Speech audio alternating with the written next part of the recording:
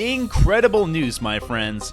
The official final COLA numbers for 2023 are in. The Social Security Administration has announced that recipients will receive an annual cost of living adjustment of 8.7% next year, making it the largest increase since 1981. The spike will boost retirees' monthly payments by $146 to an estimated average of $1,827 for 2023. The hefty increase, which follows a 5.9% adjustment for this year, is aimed at helping Social Security's roughly 70 million recipients contend with the high inflation that's been plaguing the US since last year. What's going on, my friends? Josh Baldwin here from Madman and Millennial, bringing you the latest news and most straightforward information out there for those of you on Social Security, SSI, SSDI, and SNAP or EBT benefits. You can do me a giant favor by tapping those like and subscribe buttons, and let's get into this breaking news update regarding Social Security benefits. This information changes on an almost daily basis, and it's my job to keep you informed with the latest updates. So make sure you watch every single video and watch all the way through so you don't miss out on the most current information. Now, while Social Security recipients welcomed the benefits increase, many said it wasn't enough to cover the impact of inflation. It's not much help, said 85-year-old Shirley Parker, who lives in Chatham on Chicago's South Side. Home maintenance costs and high grocery prices are cutting steeply into her budget. Parker goes on to explain, "Food is ridiculous. I come out with a bag full of groceries, $50, don't have about 10 items." The Social Security COLA was established to help seniors and other recipients manage the higher cost of food, fuel, and other goods and services. How well it goes depends on what inflation does going forward. A separate government report Thursday showed inflation newly accelerating. The Consumer Price Index rose 0.4% for September after just 0.1% in August, and is up 8.2% for the past 12 months. Jobless claims for unemployment benefits rose for the week. The Social Security Administration said the estimated average monthly Social Security benefit for all retired workers will be $1,827 starting in January, according to an agency fact sheet. The boost in Social Security benefits will be coupled with a 3% drop in Medicare Part B premiums, meaning retirees will receive the full impact of the Social Security increase. The Social Security announcement comes just weeks before the midterm elections, and at a time when Democrats and Republicans are sparring about high prices now and how best to shore up the program financially in the future. President Joe Biden has pledged to protect both Social Security and Medicare. "I'll make them stronger," he said last month, "and I'll lower your cost to be able to keep them."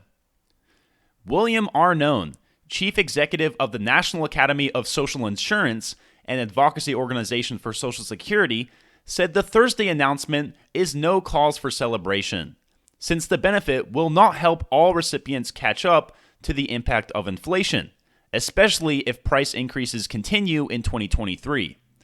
In fact, there's already indications that healthcare inflation is going to be through the roof next year.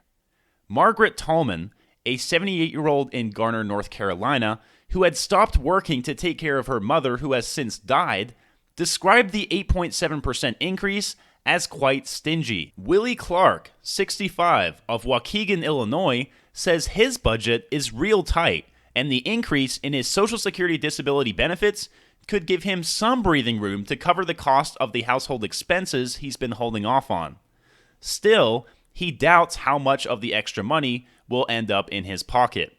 His rent in an apartment building subsidized by the U.S. Department of Housing and Urban Development is based on his income, so he expects that will rise as well. Social Security is financed by payroll taxes collected from workers and their employers. The maximum amount of earnings subject to Social Security payroll taxes for 2023 is $160,200.